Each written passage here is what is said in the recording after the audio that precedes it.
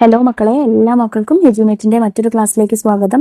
ഇന്നത്തെ ക്ലാസ്സിൽ നമ്മൾ നോക്കാനായിട്ട് പോകുന്നത് 6ാം ക്ലാസ്സിലെ മക്കളുടെ ഈ വരുന്ന ക്രിസ്മസ് എക്സാമിന്റെ മോഡൽ ക്വസ്റ്റ്യൻ പേപ്പറാണ് കേട്ടോ. അടിസ്ഥാന ശാസ്ത്രത്തിന്റെ ക്വസ്റ്റ്യൻ പേപ്പറാണ്.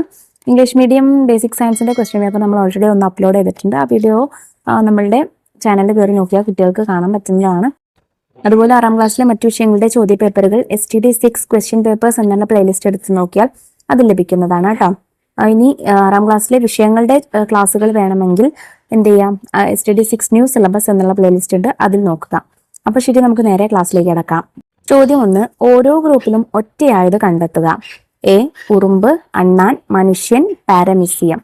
അതിൽ എന്താണ്? പാരമീസിയമാണ്. കാരണം എന്താണ്? ഉറുമ്പ്, അണ്ണാൻ, മനുഷ്യനൊക്കെ ബഹുകോശ ജീവികളാണ്. പാരമീസിയം ഒരു ഏകകോശ ജീവിയാണ്. B, ക്ലോറോപ്ലാസ്റ്റ്, റൈബോസോം, കോശസ്തരം, ന്യൂക്ലിയസ്. ഇതിൽ ക്ലോറോപ്ലാസ്റ്റ് ആണ് ഒറ്റപ്പെട്ടത്. കാരണം റൈബോസോമും കോശസ്തരവും ന്യൂക്ലിയസും എല്ലാം ജന്തുകോശങ്ങളിലും സസ്യകോശങ്ങളിലും കാണുന്നുണ്ട്. ക്ലോറോപ്ലാസ്റ്റ് സസ്യകോശങ്ങളിൽ മാത്രമേ ഉള്ളൂ. അതുകൊണ്ട് അതാണ് ഒറ്റപ്പെട്ടത്. ചോദ്യം 2, പദജോടി ബന്ധം തിരിച്ചറിഞ്ഞ് വിട്ട ഭാഗങ്ങൾ പൂരിപ്പിക്കുക. അമീബ ഏകകോശ ജീവി, കാശിത്തുമ്പ ഡാഷ്. കാശിത്തുമ്പ ഒരു ബഹുകോശ ജീവിയാണ്. ചോദ്യം 3, സസ്യശരീരവും ജന്തുശരീരവും കോശങ്ങളാൽ നിർമ്മിതമാണ്. ജീവനുള്ള കോശങ്ങളിൽ കോശദ്രവ്യവും അടങ്ങിയിരിക്കുന്നു. ഇതിലെ ചോദ്യം A, കോശദ്രവ്യത്തെ അതിർത്തിയായി കാണുന്ന കോശഭാഗത്തിന്റെ അല്ലെങ്കിൽ കോശാംഗത്തിന്റെ പേര് നൽകുക.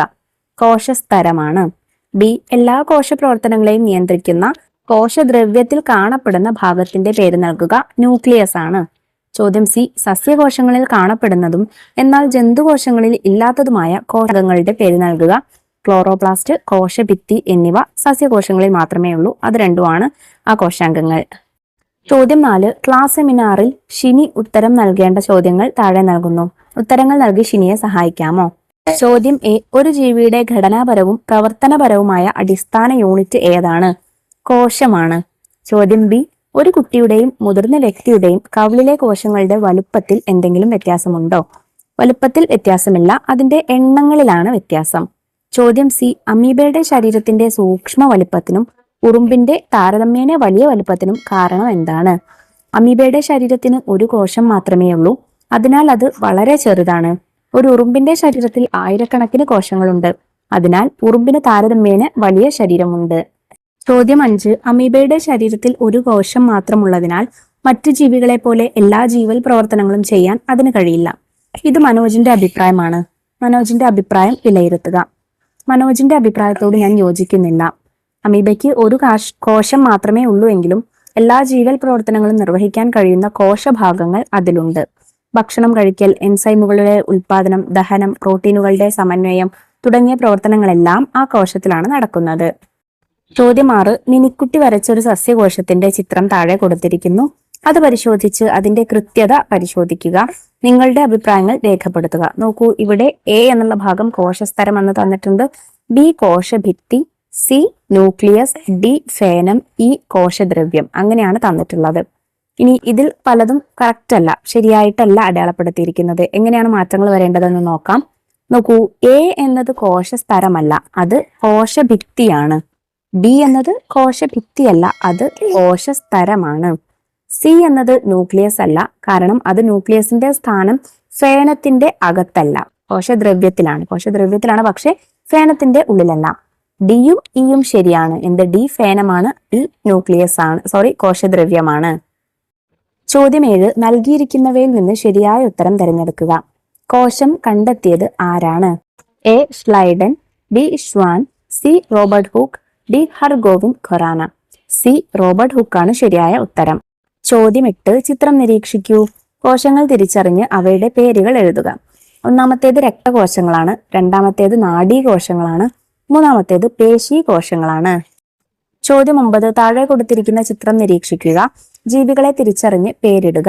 B ഈ ജീവികളുടെ പൊതു സവിശേഷത എന്താണ്? അപ്പോൾ ഈ ജീവികൾ ഏതൊക്കെയാണ്?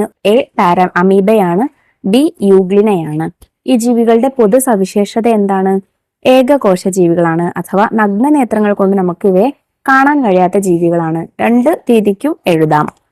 ഇതിൽ തന്നെയുള്ള C ചോദ്യം, കോശത്തിന്റെ ഭാഗങ്ങളും അവയുടെ സവിശേഷതകളും താഴെ കൊടുത്തിരിക്കുന്നു, അവയെ അനുയോജ്യമായി യോജിപ്പിക്കുക. നോക്കൂ, കോശത്തിന്റെ ഭാഗം ഒന്നാമത് തന്നിട്ടുള്ളത് കോശദ്രവ്യമാണ്. പിന്നെ ന്യൂക്ലിയസ്, കോശസ്തരം, ക്ലോറോപ്ലാസ്റ്റ്. പ്രത്യേകതകൾ വരുന്നത് കോശത്തിന്റെ പ്രവർത്തനങ്ങളെ നിയന്ത്രിക്കുന്നു, പ്രകാശ സംശ്ലേഷണത്തിന് സഹായിക്കുന്നു, ന്യൂക്ലിയസ് ഒഴികെയുള്ള കോശഭാഗത്തെ കോശത്തിനുള്ളിൽ നിലനിർത്തുന്നു, കോശത്തിന്റെ ആവരണം. ഇനി എങ്ങനെ നമുക്ക് യോജിപ്പിച്ചു കൊടുക്കാം? കോശദ്രവ്യം ന്യൂക്ലിയസ് ഒഴികെയുള്ള കോശഭാഗത്തെ കോശത്തിനുള്ളിൽ നിലനിർത്തുന്നു എന്നതാണ് അതിന്റെ പ്രത്യേകത. ന്യൂക്ലിയസ് കോശത്തിന്റെ പ്രവർത്തനങ്ങളെ നിയന്ത്രിക്കുന്നു എന്നതാണ് അതിന്റെ ധർമ്മം. പിന്നെ കോശസ്തരം കോശത്തിന്റെ ആവരണമാണ് കോശസ്തരം.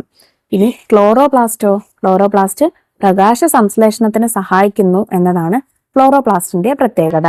അത് സസ്യകോശങ്ങളിൽ മാത്രമേ കാണാനായിട്ട് സാധിക്കുകയുള്ളൂ. ചോദ്യം 10. ഒരു ബഹുകോശ ജീവിയുടെ ശരീരത്തിലെ എല്ലാ കോശങ്ങളും ഘടനയിൽ ഒരുപോലെയല്ല. ഇതൊക്കെ അതൊരു പ്രസ്താവനയാണ്. ചോദ്യം അതിന്റെ കാരണം എന്താണ്? ഒരു ജീവിയുടെ ശരീരത്തിൽ വ്യത്യസ്ത ജീവൽ പ്രവർത്തനങ്ങൾ നടത്തുന്നു. ഉദാഹരണം ദഹനം, ശ്വസനം, ചലനം. ഓരോ പ്രവർത്തനത്തിനും പ്രത്യേക കോശങ്ങൾ ആവശ്യമാണ്. ഉദാഹരണം ദഹനത്തിനുള്ള ഗ്രന്ഥികോശങ്ങൾ, ശ്വസനത്തിനുള്ള രക്തകോശങ്ങൾ. ഒരു ഉദാഹരണം നൽകുക എന്നതാണ് ബി ചോദ്യം. ഹൃദയപേശികളിലെ കോശങ്ങൾ ചുരുങ്ങുകയും വികസിക്കുകയും വേണം. ത്വക്കിന്റെ കോശങ്ങൾ വിയർപ്പ് ഉൽപ്പാദിപ്പിക്കണം. കണ്ടോ, രണ്ടിനും രണ്ട് പ്രവർത്തനങ്ങളാണ് അല്ലെങ്കിൽ ധർമ്മങ്ങൾ ഉള്ളത്. അതുകൊണ്ട് തന്നെ അവയുടെ ഘടനയും അതിനനുസരിച്ച് വ്യത്യസ്തമാകും. ചോദ്യം 11. ജന്തുകോശത്തെയും സസ്യകോശത്തെയും താരതമ്യം ചെയ്ത് അനുപമ തയ്യാറാക്കിയ ഒരു പട്ടിക താഴെ കൊടുത്തിരിക്കുന്നു. കോശാംഗങ്ങളുടെ പേരുകൾ ചേർത്ത് അത് പൂർത്തിയാക്കുക. നമുക്കിവിടെ കോശാംഗം, സസ്യകോശം, ജന്തുകോശം എന്നിങ്ങനെയാണ് പട്ടികയിൽ തന്നിരിക്കുന്നത്. ഇനി നോക്കൂ, ആദ്യത്തെ കോശാംഗങ്ങൾ നമ്മൾ ഇവിടെ എഴുതി കൊടുക്കുകയാണ് കേട്ടോ വേണ്ടത്. അപ്പൊ സസ്യകോശത്തിൽ കാണപ്പെടുന്നു, ജന്തുകോശത്തിലും കാണപ്പെടുന്നു, രണ്ടിലും കാണപ്പെടുന്നുണ്ട്. അപ്പോൾ നിങ്ങൾക്ക് വേണമെങ്കിൽ കോശസ്തരം എഴുതാം, അല്ലെങ്കിൽ കോശദ്രവ്യവും എഴുതാം. രണ്ടിലും കാണപ്പെടുന്നുണ്ട് അല്ലെ. ഇനി സസ്യകോശത്തിലുള്ളത് വലുതാണ്, ജന്തുകോശത്തിലുള്ളത് ചെറുതാണ്.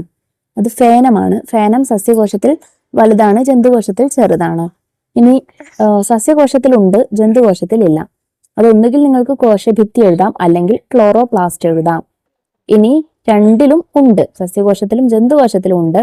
അത് നിങ്ങൾക്ക് നേരത്തെ നമ്മൾ കോശസ്തരം എഴുതിയത് കൊണ്ട് ഇവിടെ കോശദ്രവ്യം എഴുതി കൊടുക്കാം. ഇനി അടുത്തത് സസ്യകോശത്തിലുണ്ട്, ജന്തുകോശത്തിലില്ല. അപ്പൊ നമ്മൾ നേരത്തെ കോശഭിത്തി എഴുതിയത് കൊണ്ട് ഇവിടെ നമുക്ക് ക്ലോറോപ്ലാസ്റ്റ് എഴുതി കൊടുക്കാം. അപ്പൊ ഇത്രയും കാര്യങ്ങളാട്ടോ മക്കളെ നമുക്ക് ഈ ചോദ്യ പേപ്പറിൽ ചർച്ച ചെയ്യാനായിട്ടുള്ളത്. ചെയ്ത ക്വസ്റ്റ്യൻസ് ഒക്കെ ഇമ്പോർട്ടന്റ് ക്വസ്റ്റ്യൻസ് ആണ്. ആ ചോദ്യങ്ങളും അതിന്റെ ഉത്തരങ്ങളൊക്കെ എല്ലാ മക്കൾക്കും മനസ്സിലായിട്ടുണ്ടെന്ന് വിശ്വസിക്കുന്നു. വീഡിയോ ഉപകാരപ്രദമായിട്ടുണ്ടെങ്കിൽ കൂട്ടുകാരിലേക്കൂടെ നമ്മുടെ ക്ലാസ് ഷെയർ ചെയ്ത് കൊടുക്കാൻ മറക്കരുത്. അതുപോലെ 6ാം ക്ലാസ്സിലെ മറ്റു വിഷയങ്ങളിലെ ചോദ്യങ്ങൾക്ക് വേണ്ടിയിട്ട് ക്വസ്റ്റ്യൻ പേപ്പേഴ്സിന് വേണ്ടി ചാനൽ ഒന്ന് സബ്സ്ക്രൈബ് ചെയ്ത് വെക്കുക. ഇന്നത്തെ ക്ലാസ്സിനെ കുറിച്ചുള്ള അഭിപ്രായങ്ങൾ മറക്കാതെ കമന്റ് ബോക്സിലൂടെ അറിയിക്കുകയും ചെയ്യാം കേട്ടോ. അപ്പൊ ശരി, നമുക്ക് അടുത്ത ക്ലാസ്സുമായി വീണ്ടും കാണാം. താങ്ക്